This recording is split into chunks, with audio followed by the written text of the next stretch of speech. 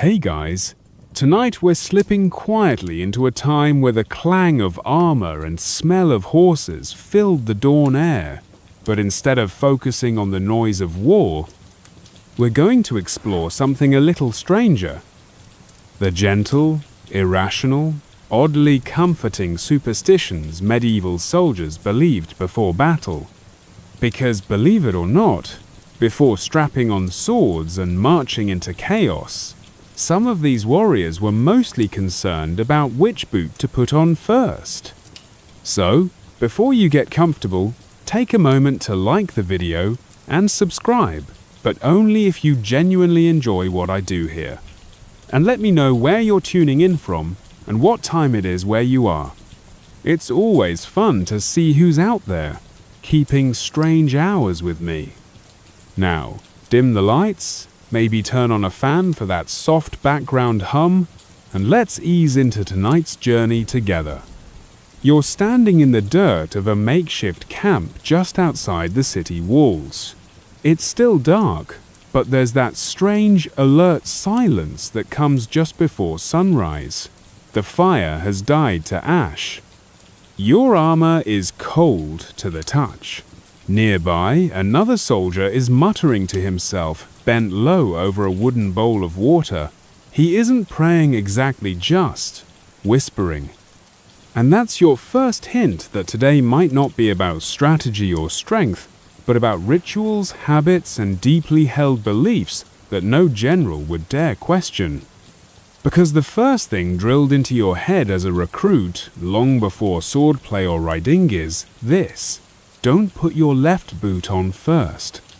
You might laugh or scoff, but only if you're new.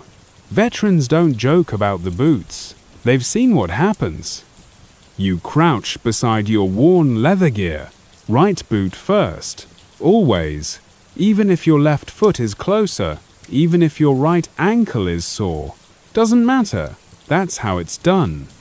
Because someone, centuries ago, laced up their left first and died in a field the same day. Probably had nothing to do with the boot, but that's not the point. In a world where medicine was guesswork, and warfare involved standing in neat rows while other men hurled spears at your face, superstition was a form of control, a way to wrest a scrap of order from chaos.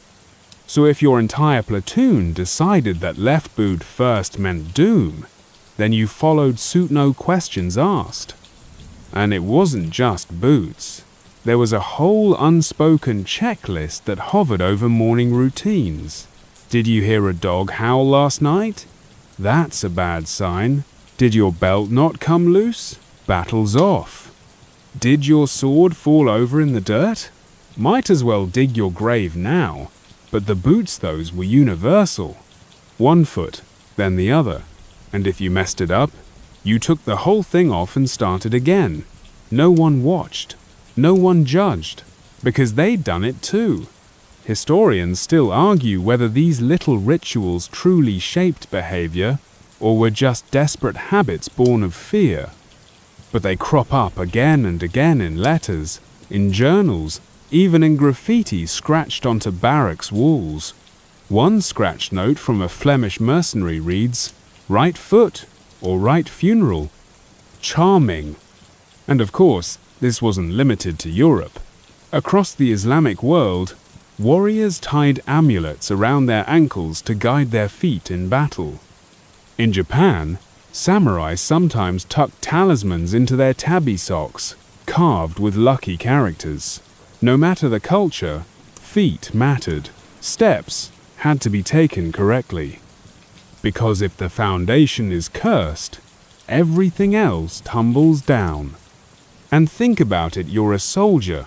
You've barely slept. You're hungry, terrified, homesick, and you're about to be asked to either kill or die. Wouldn't you want to believe something any offered an edge? Even if it was just a boot? But there's more.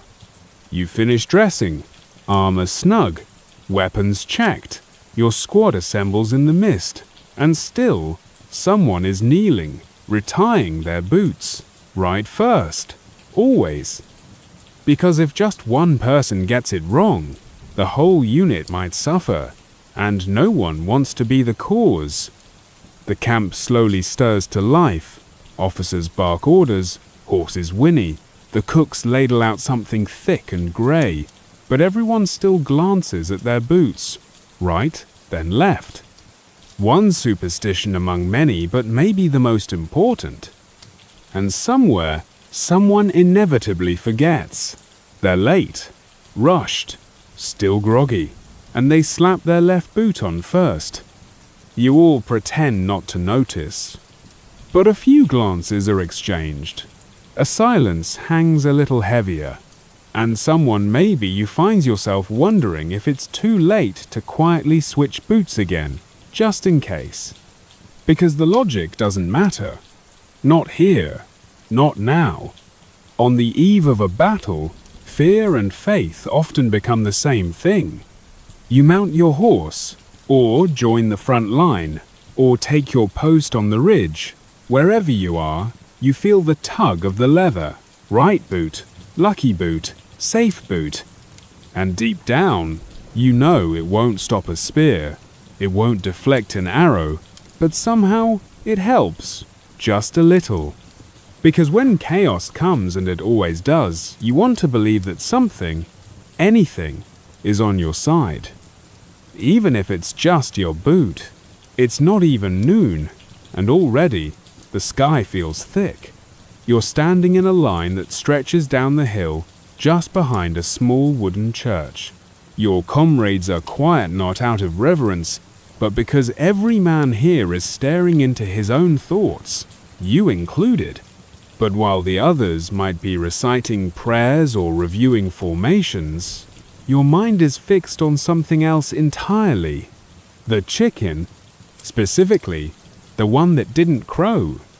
That might sound silly, but last night, that little black-feathered rooster in the village coop went completely silent. And to you and about 4 other men in your company, that's more terrifying than any cavalry charge. In most towns, chickens crow. That's what they do. They announce the morning like feathered trumpets, screaming out their territorial joy for whoever wants to hear. But this one, nothing. Not a peep, just a blinking eye and a puff of dust. And now? Now you're convinced that bird knows something you don't. In medieval Europe, animals weren't just animals.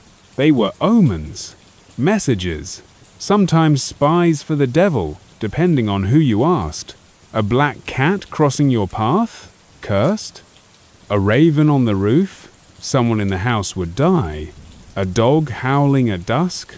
Well, let's just say you shouldn't unpack. But chickens, those everyday little clucker, had a special place in superstition. They were supposed to signal life, energy, protection. Their morning crow wasn't just an alarm, clock it, was a spiritual clearing. An announcement to the world that yes, the sun was up and yes, you were still alive. So when that rooster goes silent, people get nervous. One night, Sir Godfrey of Brabant famously refused to leave camp because the hen he travelled with laid 2 eggs in a row. Apparently, that meant he'd be betrayed by someone with 2 tongues. He stayed behind. His army won without him, but he lived, which he considered the real victory. Historians still argue whether any of these beliefs genuinely altered military decisions or were simply excuses for fear. But again, they missed the point. The logic didn't matter. The chicken mattered. You inch forward in line, the wood of your spear warm from the sun. Ahead, the priest is blessing each man with a brisk sign of the cross and a dab of cold water on the forehead. Sacred protection, sure. But you keep thinking about the bird. What if it was tired? Sick? Just lazy? Or what if it was trying to warn you? The soldier beside you elbows you lightly. He nods toward the priest. Don't forget to blink during the blessing, he says in a low voice.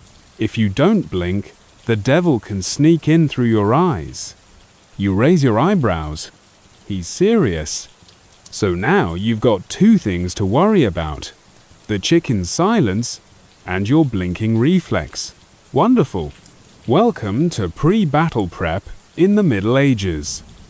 The priest reaches you. He dips his fingers in the water, draws the cross. You blink twice, just to be safe. The blessing smells faintly of rosemary and wine, maybe lavender. Someone added herbs to the holy water, probably the old healer woman from the village, who says the right mix can repel evil, or rats. Hard to say. Either way, it smells better than you do. Behind you, another man mutters something about an itch behind his right ear, says it's a sign he'll draw blood today. You're not sure if that's good or bad, but you nod. You've learned not to question anyone's logic on battle mornings. Everyone is walking a tightrope between sanity and fear, and superstitions are the safety net. Did you hear the one about the man who refused to wear iron? Said it was unlucky. He wrapped himself in boiled leather, carried a wooden sword, and still walked onto the field like a legend. He didn't make it 30 seconds, but his story did. Or the archer who only used arrows fletched with white feathers, said they were blessed by swans. Never mind that swans are territorial demons, with wing sheaths swore it gave him better aim. Probably just placebo. Probably. You finally reach the end of the line. The priest gives you a brief, pitying nod. He's done all he can. You clutch your token's maul, smooth, carved from bone. Not religious, not exactly. Just something your brother gave you before his last campaign. He didn't come back, but the token did. And now it's yours, your own private shield. You tuck it into your belt, right next to your coin purse and that last crust of bread. It presses against your skin like a promise. The commanders call the muster.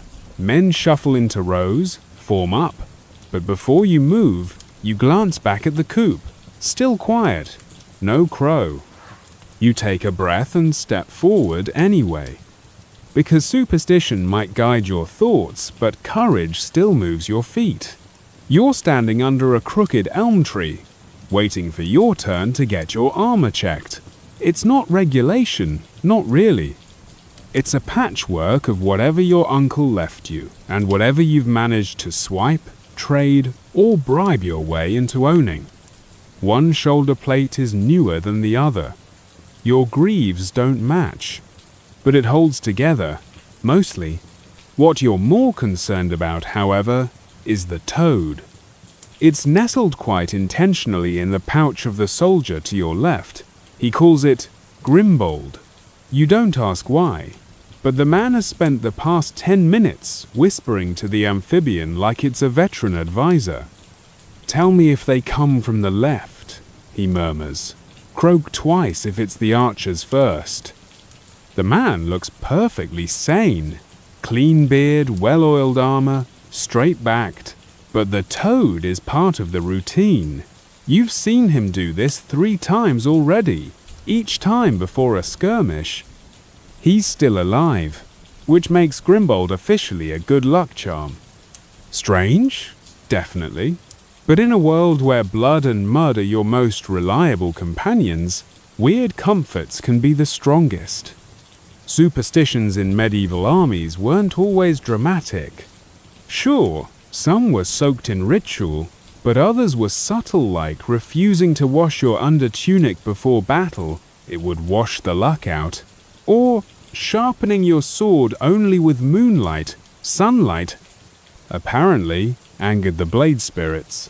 You've seen a man drink from the left side of a cup for a week straight because someone told him that doing otherwise would cause his horse to throw a shoe.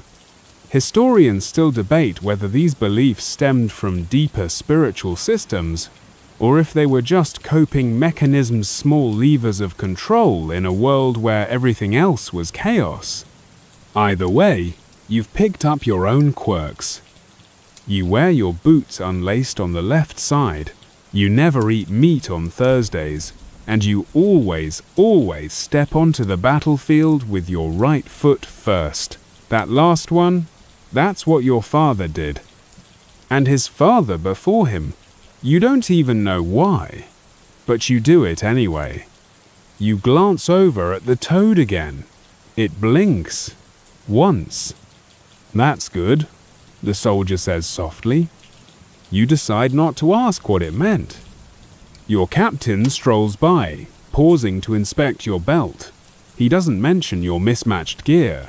Instead, he pulls out a thin strip of red cloth from his satchel and ties it around your right arm. Battle favor, he explains. You've never seen him give those before. From who? You ask quietly.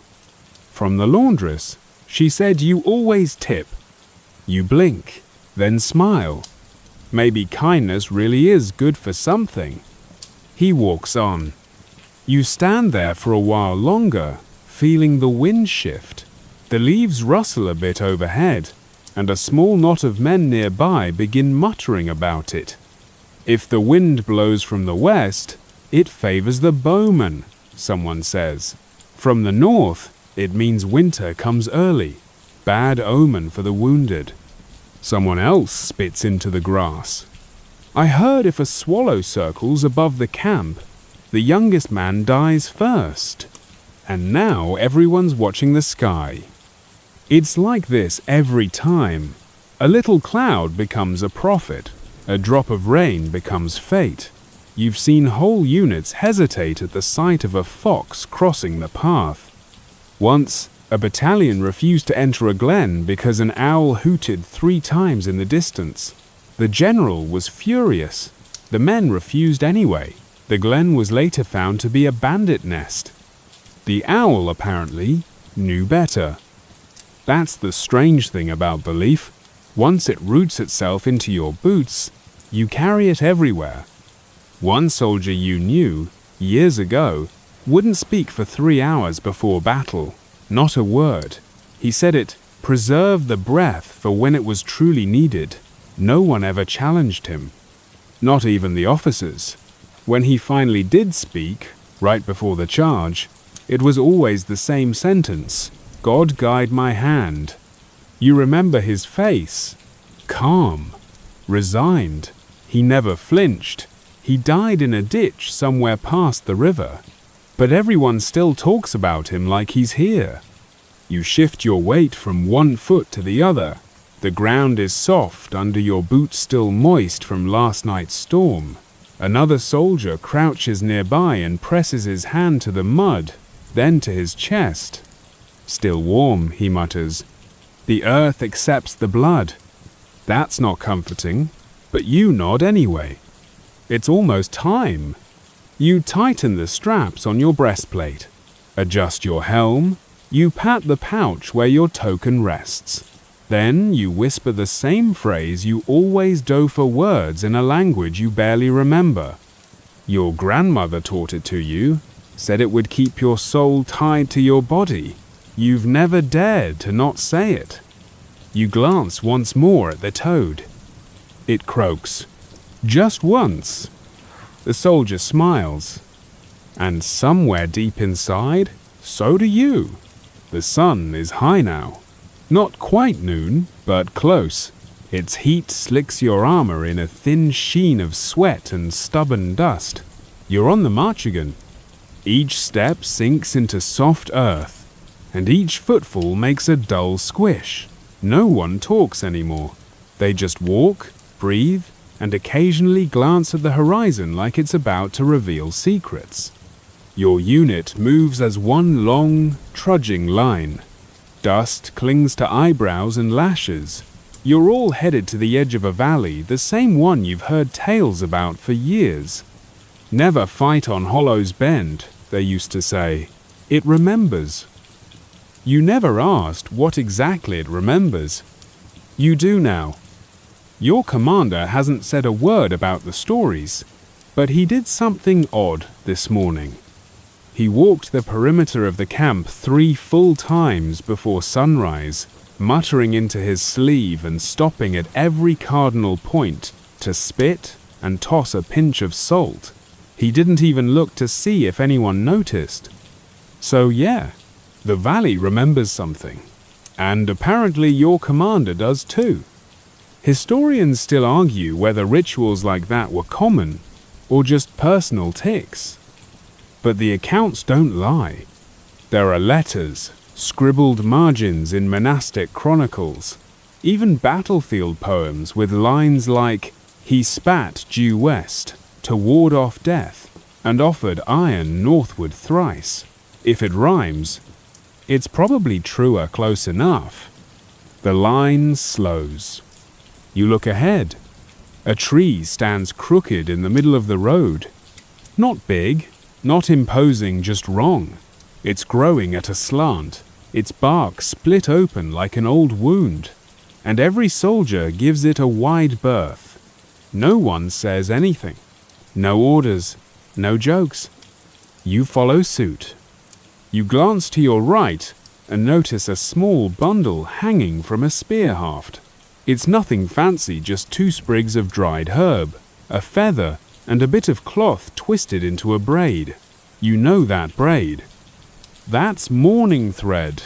You've seen it tied around cribs to keep fever spirits away, around dogs when they guard a sick child. Now it's here. You don't ask whose. You pass it. You keep walking. Up ahead, the terrain begins to rise. The ground grows harder. Rocks jut out of the soil like teeth, and the air changes. Not colder, not warmer, just heavier, thicker. You swallow and realize your mouth is dry, though you drank from your flask moments ago. A man beside you stumbles. No injury, no wound, just a foot out of rhythm. He drops to one knee, catches himself, and rises again. But you see it in his eyes, the worry, the dread. You've heard the saying, trip before battle, fall in battle. He probably has too. He doesn't say anything, but his hand goes to his satchel. You glimpse him clutching something wooden, maybe a charm. Then he mutters a few words. You recognize none of them. Another soldier older, scarred, shortener leans in and mutters, "Spirits don't like arrogance. Even your boots must ask permission." You don't know if that's a proverb or just poetry. Doesn't matter. It fits. You crest the rise, and finally, see it, the battlefield. Wide, uneven, flanked by hills. There's a stream on one side and a patch of what used to be forest on the other. The stumps look burned, charred black. Your gut tightens. They say this is where the red helmets were broken, where 300 men vanished in a single fog, where ghosts whisper just before the charge. Not during, never during, but just before. You'll know it's real, one soldier once told you, if your spine itches. You wait. Nothing. Still, you find yourself touching your back, just to check. Everyone spreads out. No order, just instinct. You sit beneath a leaning boulder and adjust your straps. Your sword rests across your lap, silent and plain. The man beside you takes out a bundle of cloth, unwraps it, and reveals bones. Small ones. He holds them like dice, shakes them gently, then tosses them onto a patch of bare earth. He studies the way they fall, reaches out, adjusts one with a fingertip, then nods slowly. You don't interrupt. After a moment, he wraps them again, kisses the cloth, and tucks it away. You blink. He shrugs. They told me where the arrow won't hit. You nod, slowly. You've never been superstitious. Not really, but war changes things. Somewhere between marching for miles on bloodied feet and watching a man scream through a gut wound, you start making deals with gods, ghosts, and sometimes your own luck. You dig in your pouch and find the acorn your little brother gave you. "It's from the oldest tree in the orchard," he'd said. "Means you'll grow back even if you fall." You believed him then. You believe him now. You sit quietly as others prepare in their own ways. One soldier mutters a full psalm in bad Latin, full of mistakes but heartfelt. Another traces a circle in the dirt and spits into it. One more simply sharpens his blade and hums a tune that might be about ale or maybe about loss. It's hard to tell. The captain returns. He says little, just nods at the horizon.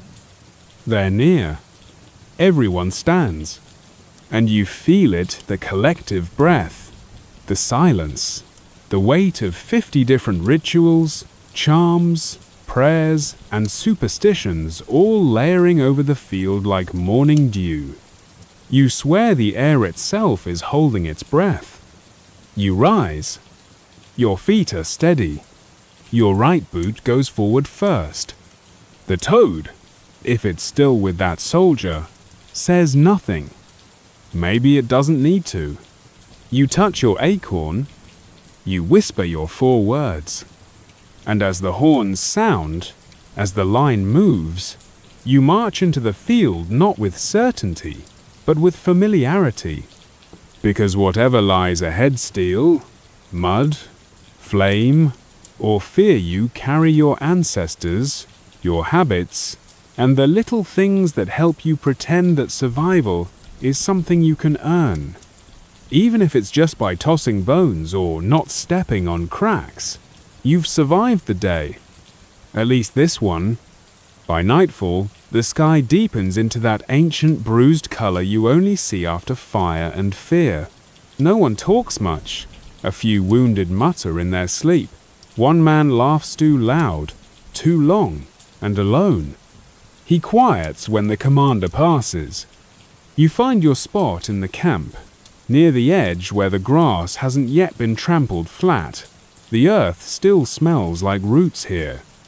You sit with your sword propped beside you, a chunk of bread in one hand and a flask in the other. The stars begin to show, one by one. They say Orion watches warriors. They say Mars stares too hard at those who are doomed. They say a lot of things. You take a drink. Across the clearing, a man scratches a sigil into the dirt. You recognize the shape, a rough spiral flanked by 3 dots. You've seen it before, carved into shields, pressed into candle wax, and once stitched into a tunic sleeve.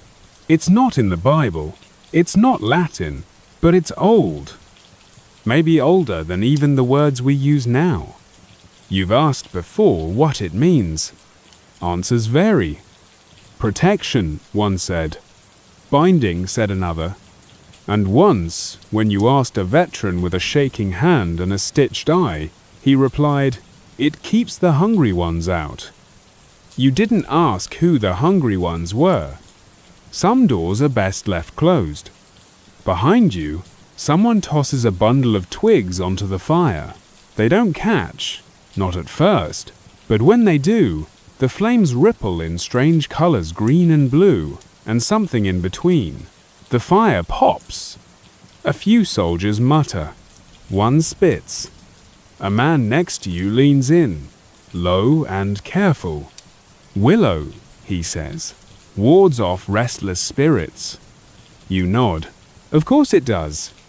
You remember how earlier that day, just after the clash ended and before the sorting began, you noticed a man remove both of his boots and bury them under a tree. Just took them off, dug a shallow hole, and tucked them in like sleeping children. Then he walked barefoot back to camp, bleeding slightly from a cut on his heel, but smiling. You still don't know what to make of that. But you know what he said when someone asked, "I promised myself if I lived, I'd leave death where it happened." It makes sense. You think. Some soldiers have knives carved with symbols. Some carry bones. Some write little words on the insides of their helmets. You saw one man lick a coin before a duel. Not kiss lick, flat out tongue to silver. Why? Someone asked. Because it tastes like home, he replied.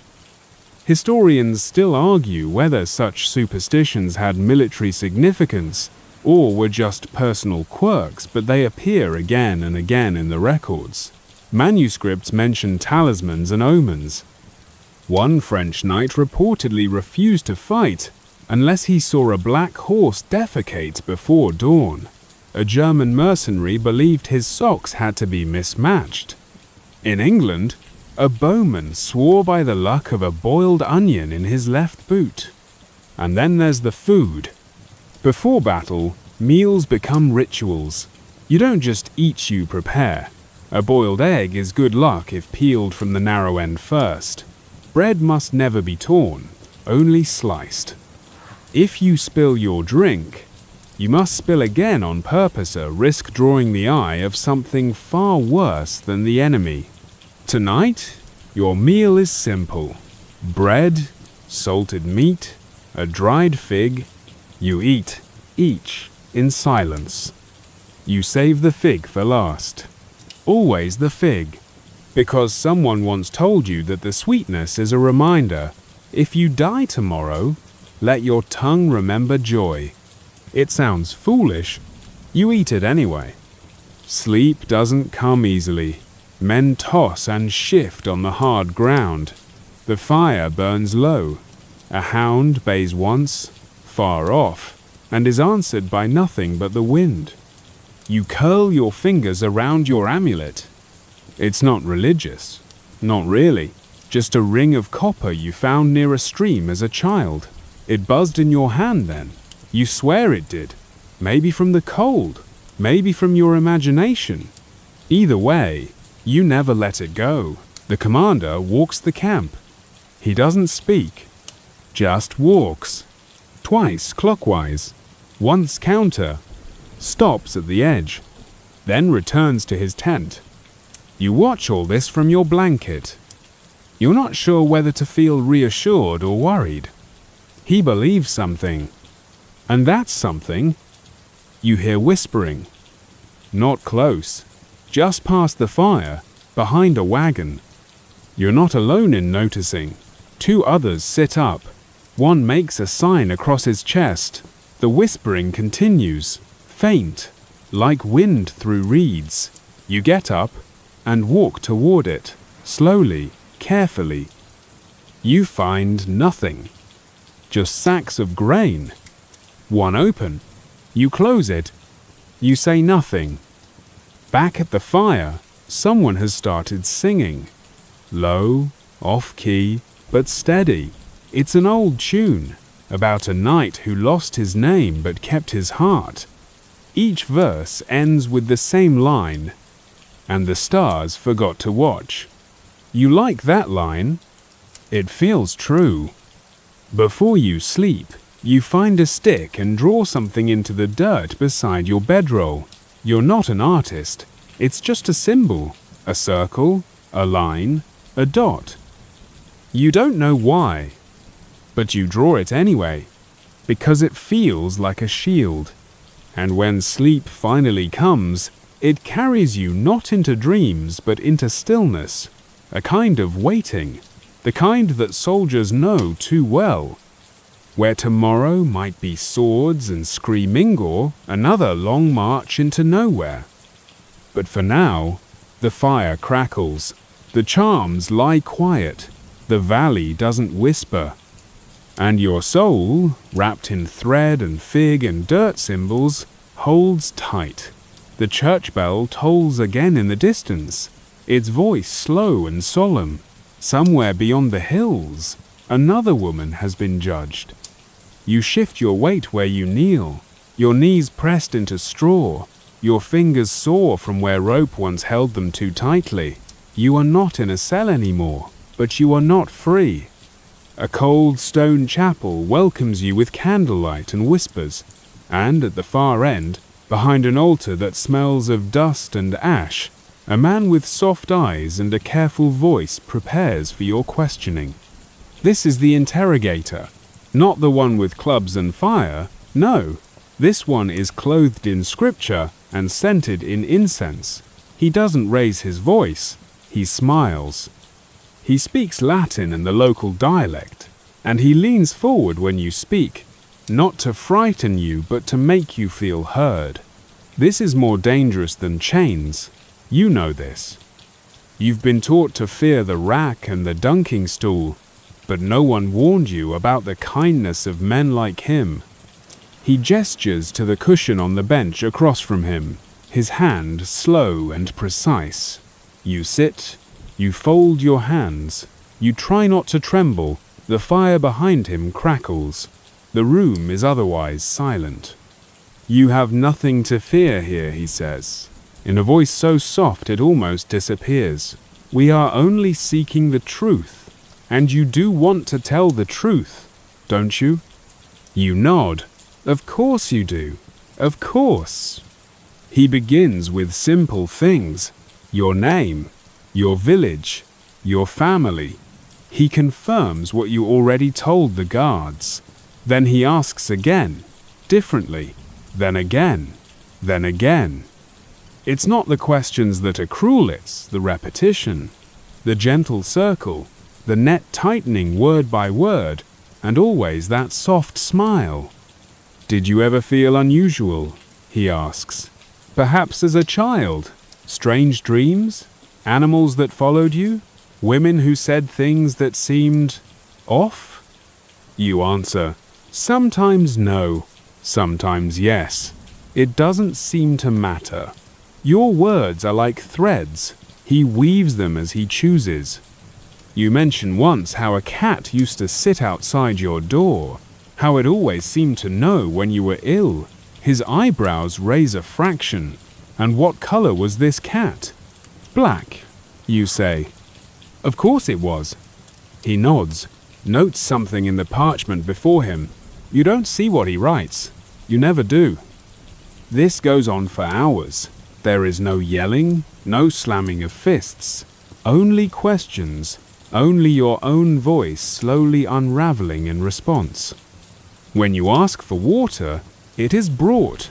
When you look cold, they place a shawl around your shoulders.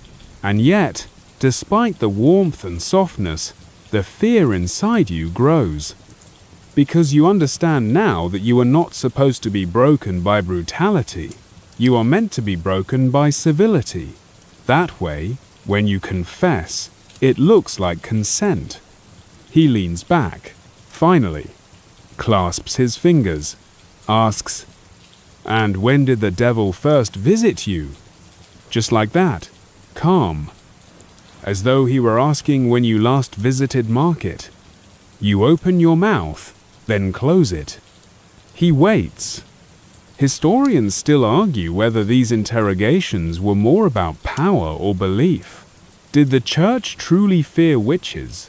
Or did it simply fear women, especially poor ones, strange ones, lonely ones? Some say both. Some say the line between piety and politics was never truly clear. But what they agree on is this. The kind interrogators were often the most effective. You swallow. You say you don't know, that you've never seen the devil. He nods again, jots more ink, then asks, "Has he ever appeared to you in dreams?" You hesitate. Once maybe. A nightmare. A man with a stag's head. But you were 7. You had eaten spoiled bread. Your mother said it was just illness. You say so. He asks about your mother. You hesitate again. She died of fever. She whispered nonsense at the end. You think it was nonsense. What did she say? You don't remember exactly. Something about wolves. Something about doors. He smiles again, not unkindly. And you believe she was innocent. You don't know how to answer that. He writes anyway. Later, You are taken to another room. Not a cell, not exactly. A reflection chamber, they call it. It has a small cot, and a basin, and a worn copy of the Gospels. You are told to rest, to pray, that someone will bring you food soon, that you are doing very well. You sit on the cot, you hold the book, you do not open it. Outside, footsteps, whispers, somewhere far off, another bell. Quirky tidbit. In some areas, the accused were told they could shorten their suffering if they provided the names of others, friends, neighbors, family. In rare cases, it's believed some even created imaginary witches just to fill the quota, to stop the cycle. Authorities occasionally pursued these ghostly names anyway. After all, the devil is cunning. He hides in many faces. You hear a voice in the hallway, a man arguing. The word pardon is said, followed by dangerous and too far. You press your ear to the door. The voice is gone. Sleep comes slow. When it does, it's filled with flickering lights and melting candles. Your mother's voice again. The cat, sitting at the foot of your bed, watching. Morning comes. You are taken to the chapel once more. The interrogator greets you with warm tea. He speaks of mercy, of the Lord's patience. He says the bishop himself has taken interest in your case. This is not good news. Again, the questions. Again, the circle. You begin to forget which answers you've already given. He smiles at this. And now he brings out the book. A large tome, bound in cracked leather, full of names, full of signs. This, he says, is the witch's almanac. It's not official, not exactly, but it is persuasive. He points to a symbol. It looks like a spiral, asks if you've seen it before. You say no. He believes you. Then he turns the page. This one looks like the scar behind your left ear. You'd forgotten about that. Got it when you fell off a cart as a child? He traces it with a finger. That, he says, is significant. You shake your head. You try to explain. He smiles. He notes. You are not being accused, he reminds you, only evaluated. It's a comforting lie. Somewhere deep inside, a part of you wants to scream, to throw the tea, to run. But you don't. You nod. You fold your hands. You answer, because silence can be read as guilt, and fear can be read as pride. Because no one escapes by resisting, only by obeying. The candle burns low. He closes the book. We will speak again tomorrow, he says. And he bows, like a friend. You are escorted back. And as you walk, you realize the chains were never made of iron. They were words. They were smiles. They were the belief that you were being heard. And slowly, even your soul begins to doubt itself.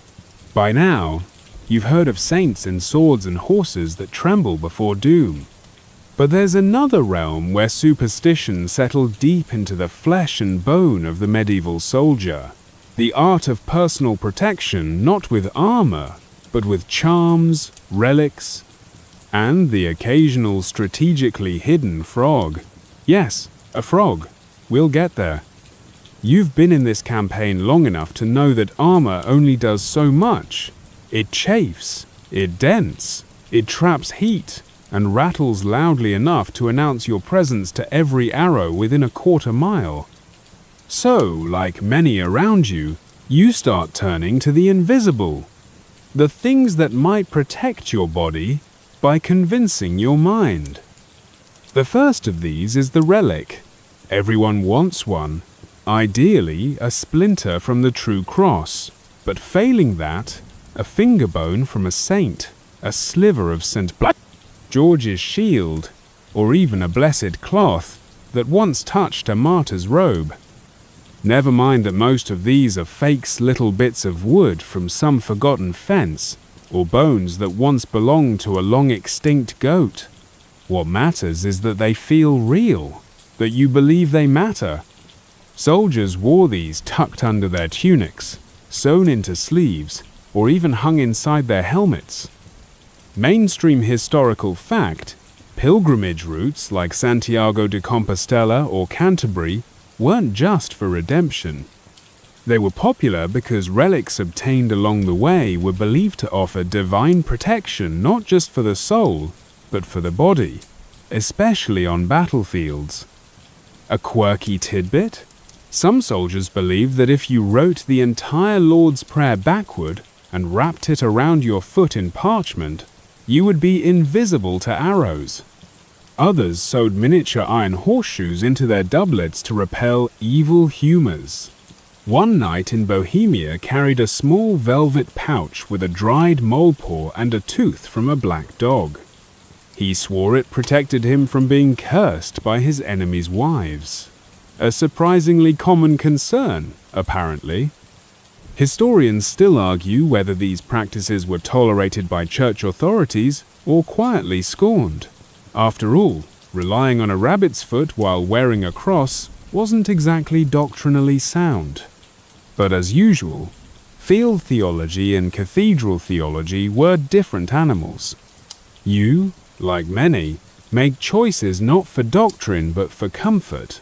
You stitch a scrap of fabric gifted by a village priest into your collar.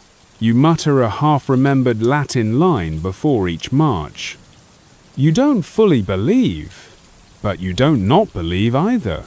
That's how these things work. And then there are the talismans. Leather pouches with coins that never spent. Tiny bells meant to drive away demons. Herbs dried and bound in twine to keep your blood from running cold. Lavender for courage. Rue for vision. Wormwood for pain. You wear them, press them into your palms before combat. Whisper thanks to the plant that died to keep you living. One of your tent mates, a wiry Welshman with more scars than hair, carries a wax figure of himself. He says it's to confuse any witches who might want to curse him. If they try, they'll curse the wax instead. Another swears by his mother's dried tears, collected when he left for war. He's tied them in a small blue pouch that hangs next to his dagger. She cried enough to stop a sword, he says. So I bring her sadness with me, like armor. You try not to judge. Everyone has something. Some soldiers take it further. They draw protection circles in dirt around their beds, sleep only in tents arranged facing east, refuse to touch silver during a waxing moon. It gets exhausting, navigating their rituals, but also comforting. The idea that you can do anything to protect yourself in a world ruled by chaos. Because battles weren't always decided by strength. Sometimes they were decided by which army had more confidence, more belief, more charm-laden warriors under God's or something's watchful eye. You hear of men who carved crosses onto their blades, not for show, but to bless each swing. Of others who dipped their weapons in holy water before battle. One even sharpened his sword against the tombstone of a saint, hoping to transfer some divine judgment to his steel. Did it work? Who knows? But the man lived through that battle. And sometimes, survival is proof enough. As for the frog, well, there's a Flemish superstition that carrying a live frog in your pouch during battle would absorb wounds in your place. Of course, it had to be alive when you went in, and very few frogs enjoy being pressed against a sweating, clanking soldier for hours. Still, some tried it. You recall one poor fellow trying to fish a squashed amphibian from his belt and crying, "No wonder I got stabbed," he croaked. You laughed, even as you bandaged his arm. It's not just belief that keeps these practices alive. It's memory, tradition. Soldiers inherit rituals like they inherit armor and grudges, passed down from fathers and uncles and dying comrades. A whispered charm before sunrise, a hand on a pendant when you hear drums, they become part of you. And in this world, where death is a coin flip and the devil is rumored to recruit from both sides, you need every scrap of luck you can find. You sit now, polishing your blade under the flickering glow of campfire light. Around you, men prepare in their own ways. One burns incense, another whispers to a carved boar's tusk. You touch the pendant at your throat, just a sliver of bone tied with cordand, wonder if the spirit it belonged to is watching, protecting, or maybe just amused. Either way, you're glad it's there, because dawn is coming, and with it, another day that may be your last.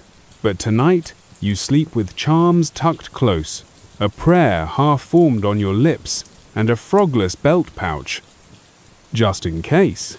The dawn arrives with a reluctant sky fog, lingering like breath on a mirror, dew clinging to your armor in cold pearls. You rise stiffly, each muscle reluctant. But the day doesn't care how you feel. The banners flap, the camp stirs, and somewhere in the distance, horns signal movement. You're expected to march, expected to fight, expected to do so without question.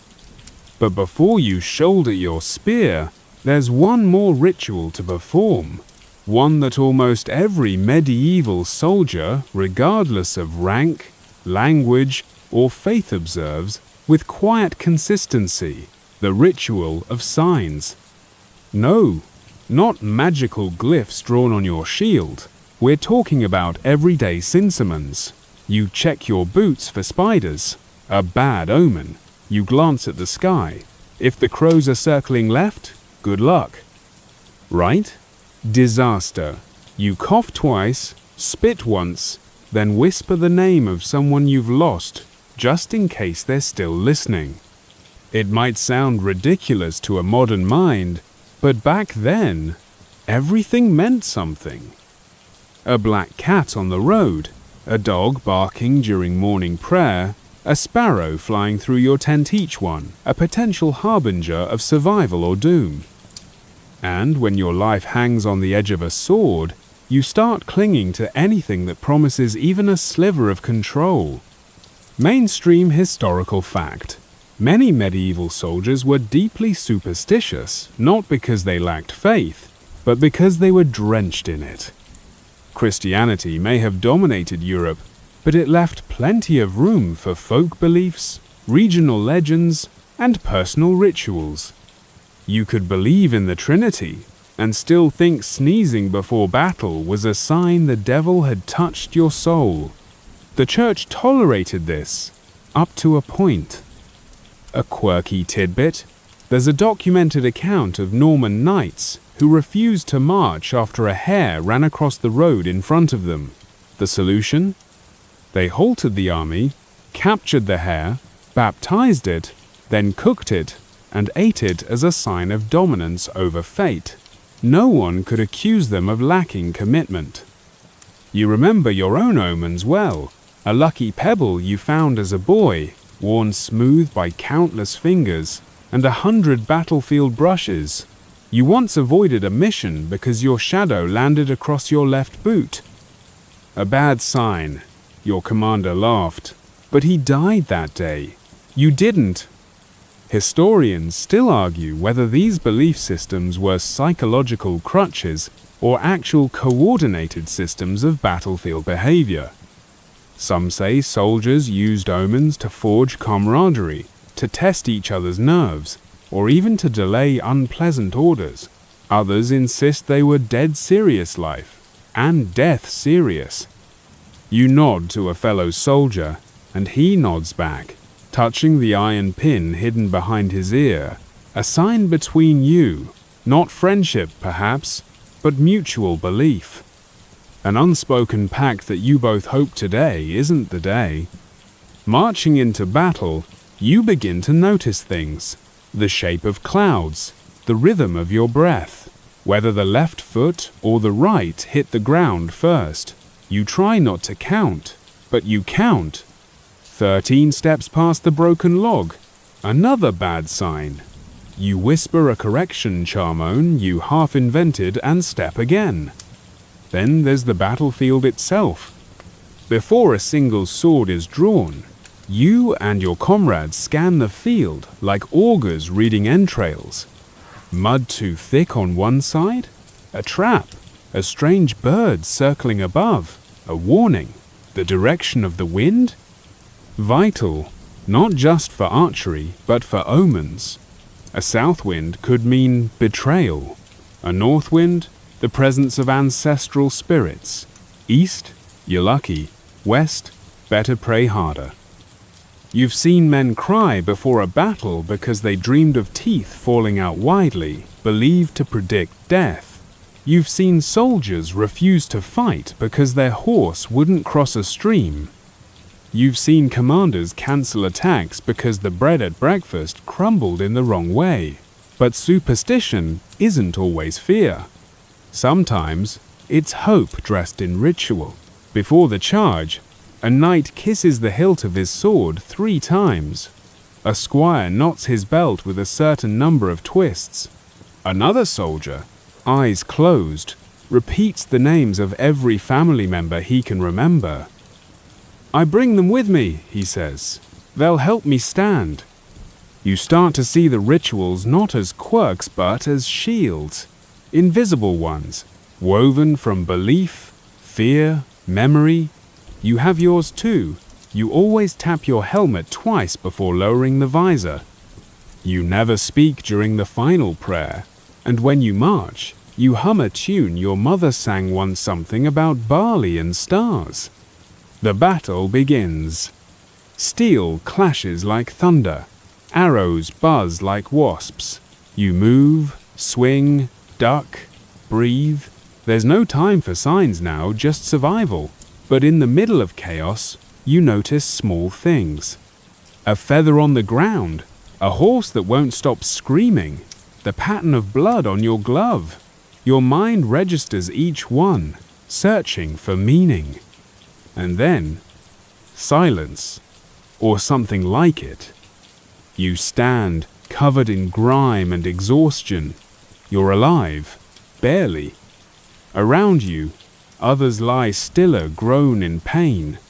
Some are missing limbs, others entire futures.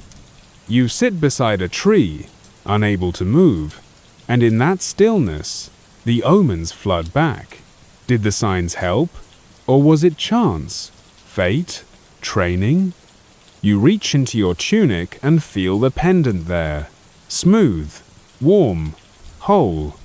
You'll never know what saved you, but you'll keep carrying it. Because tomorrow might be worse. You haven't slept well in days. The straw mat beneath you feels more like bundled roots than bedding, and the cold clings to your skin as though the ground itself resents your warmth. You twist your legs, trying not to rustle, but a coughing soldier nearby breaks the silence anyway. It's a nervous, rasping sound one that tells you you're not the only one waiting for dawn with a belly full of dread. Tomorrow might be the battle, or it might be another day of marching, maneuvering, and pretending that your stomach doesn't twist at every creak of armor or distant horn. The thing about medieval war is that it's rarely what the poets promise. There are no trumpet blasts and glorious charges, just cold, wet feet, and the lingering taste of fear behind your molars. Still, you rise early, because in camp, nothing is more suspicious than a soldier who doesn't follow the rhythm. The ones who sleep in get a bad reputation. Lazy, unlucky, maybe cursed. You don't want to tempt fate, or worse, gossip. As the light creeps in, you and the other men form your lines around a small altar set up near the edge of camp.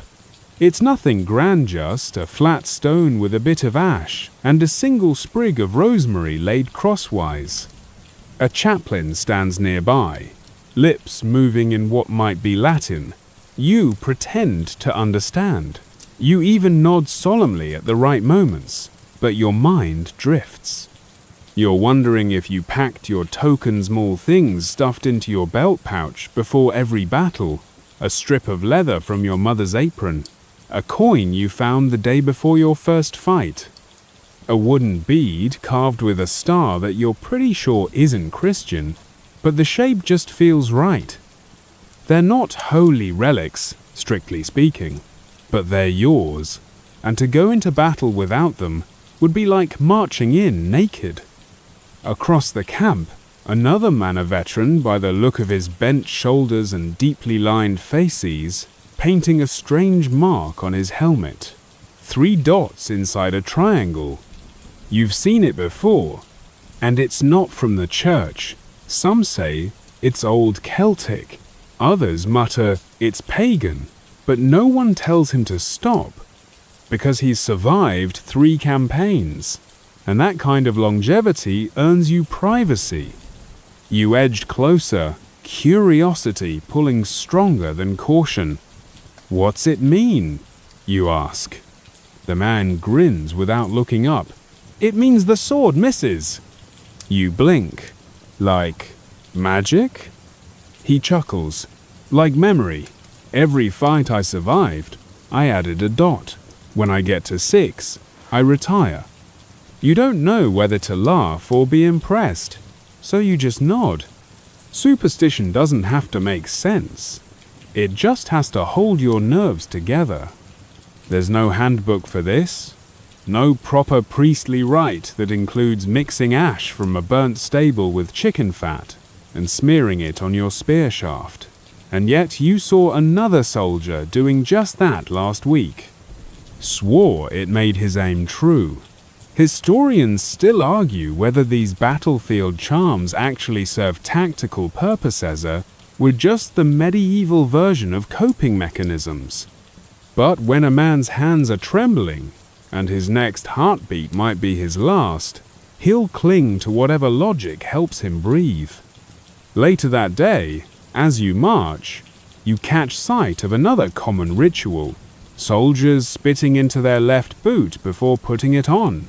It's disgusting, it's weird, but everyone does it. Because the man who didn't last week caught an arrow through the throat. Correlation becomes belief when death stalks your unit like a rumor. Quirky? Absolutely. But don't be too quick to judge. In a world where medicine can't even handle a toothache and plague is blamed on bad air and sinful thoughts, superstition fills the gaps that science hasn't reached yet. You remember another oddity? The man who braided horsehair into his tunic lining. He never said why, but he never took it off, even when lice chewed half his back to shreds. He said it was for balance, spiritual or physical. He never clarified. And then there's the quiet practice of borrowing someone else's luck. You saw it once. A young squire, pale as chalk, gently removing a button from his sleeping master's cloak the night before battle.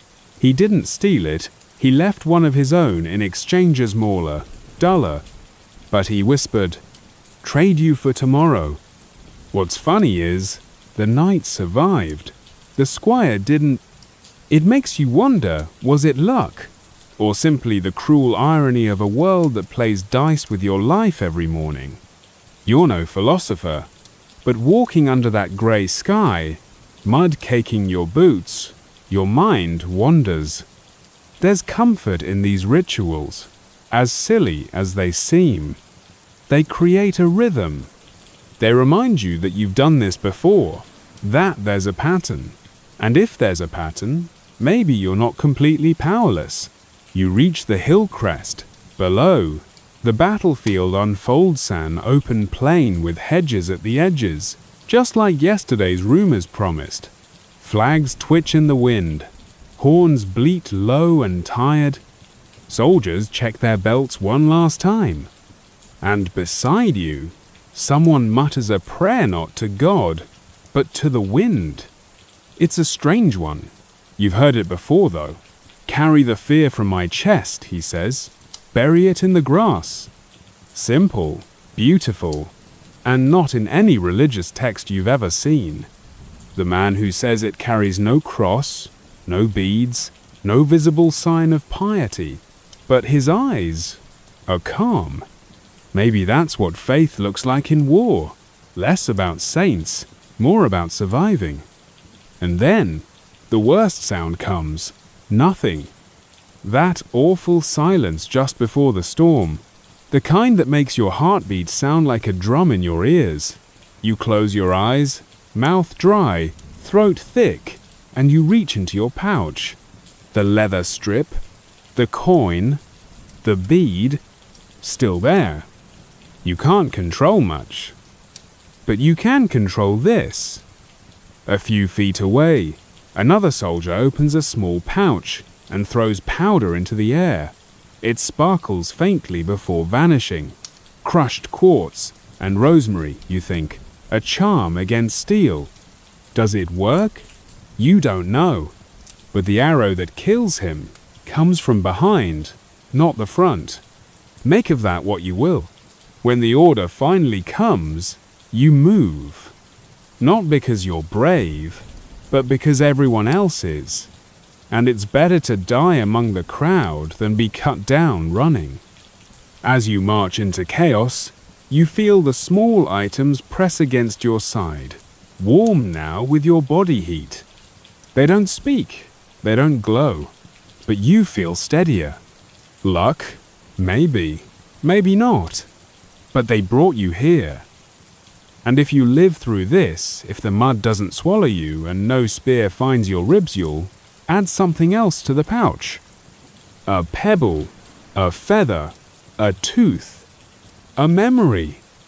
Because this is how you stay sane. Not by logic, not by reason, but by symbols. The kind you create yourself. The night after the battle tastes like metal and smoke.